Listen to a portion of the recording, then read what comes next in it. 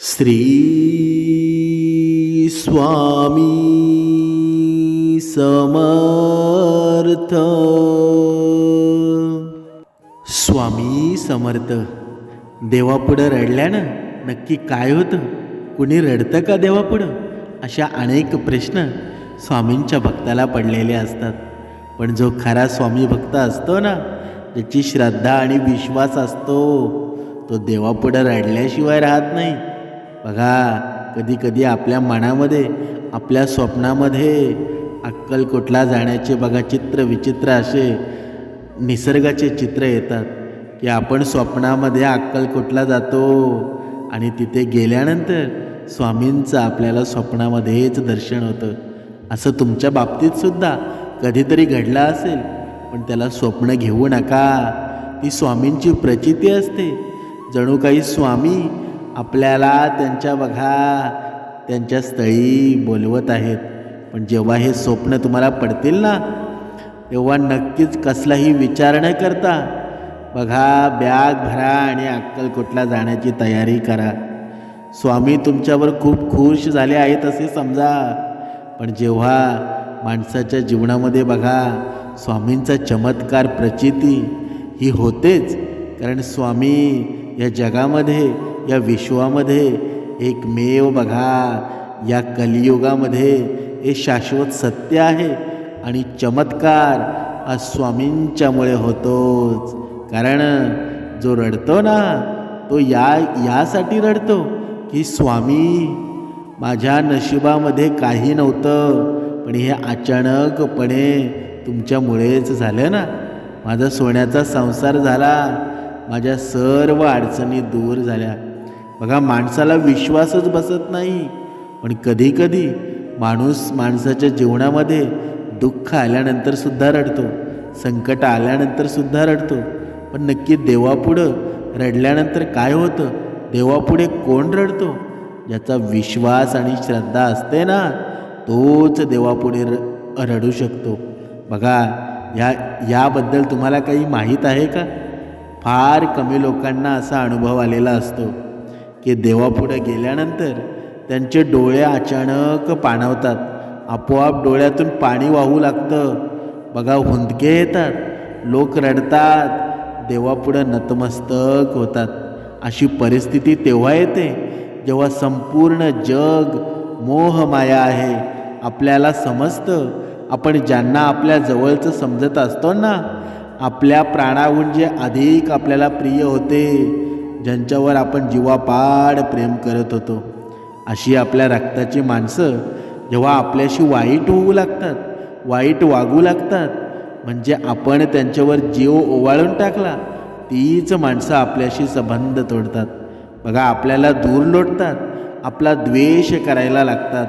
तेव्हा आपल्या लक्षात येतं, ज्यांच्यासाठी आपण हे जीवन खर्ची केलं आहे, ज्यांच्या सुखासाठी आपण झटलो, ते कधीच आपले नव्हते.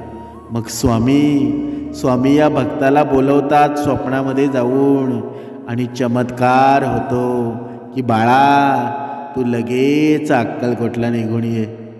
पण जेव्हा हे स्वप्न होईल ना, तेव्हा लगेच आपली बॅग भरा आणि स्वामींच्या दर्शनासाठी जा.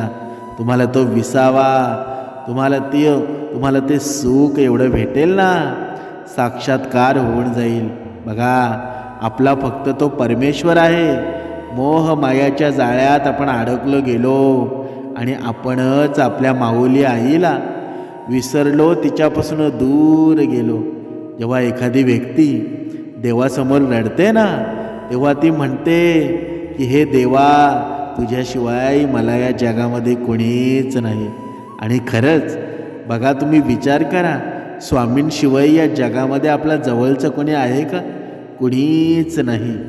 ज्या देवावर तुमची श्रद्धा आहे ना, त्या देवापुढं नतमस्तक होऊन जेव्हा तुम्ही रडता ना, तेव्हा तुमच्या तोंडून बाहेर पडणारा प्रत्येक शब्द हा खरा असतो, सत्य असतो. कारण जे अश्रू असतात ना, ते हृदयामधून आलेले असतात. नाम मात्र डोळ्यातून येतात, पण ते अश्रू असतात, ते हृदयामधून निर्माण झालेले असतात.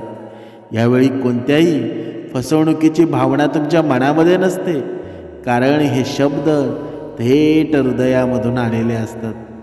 ज्या व्यक्तीला या सगळ्यांचा अनुभव येतो ना, तोच व्यक्ती समोरच्या देवतेशी एकरूप होतो आणि त्या व्यक्तीला वाटतं की साक्षात देव आपल्याकडे आपल्या आईच्या रूपाने पाहत आहे. पण जर स्वामींचा भक्त असेल ना, तर त्याच्या डोळ्यांसमोर त्याने डोळे मिटले ना, तर साक्षात स्वामी दिसू लागतात. हा चमत्कार तुम्हाला कुठे बघायला भेटणार नाही, तर तो बघायला भेटेल फक्त स्वामींच्या भक्ताकडे. त्या व्यक्तीला असं वाटतं की देव त्याला म्हणत आहे की बाळा, तू रडू नकोस, तू माझाच आहेस. तू जे काही भोगत आहेस ना, ते सर्व सहन कर.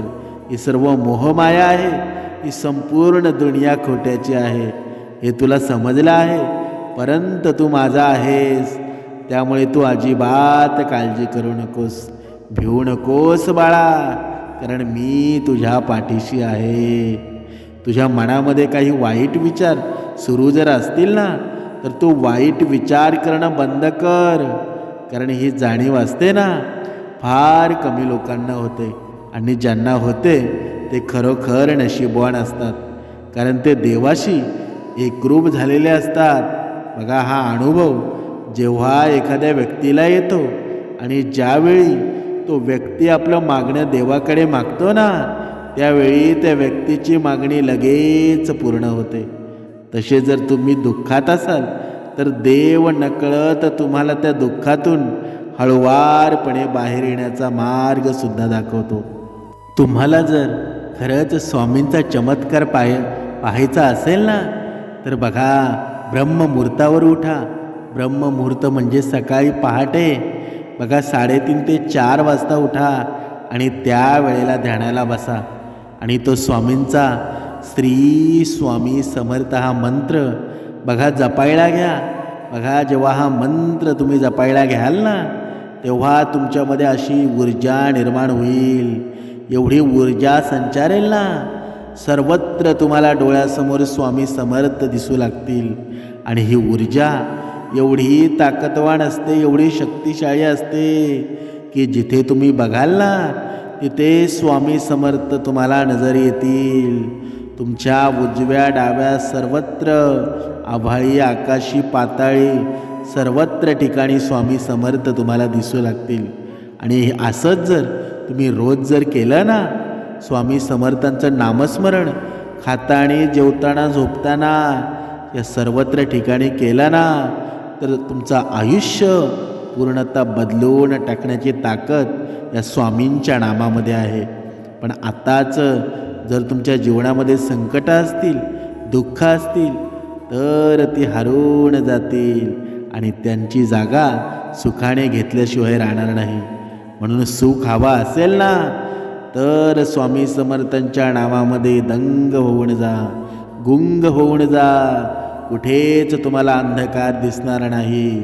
जिथे पाहाल तिथे उजेड दिसायला लागेल, ही ऊर्जा दिसायला लागेल. या जगी स्थळी पाषाणी एकच नाम आहे, श्री स्वामी समर्थ.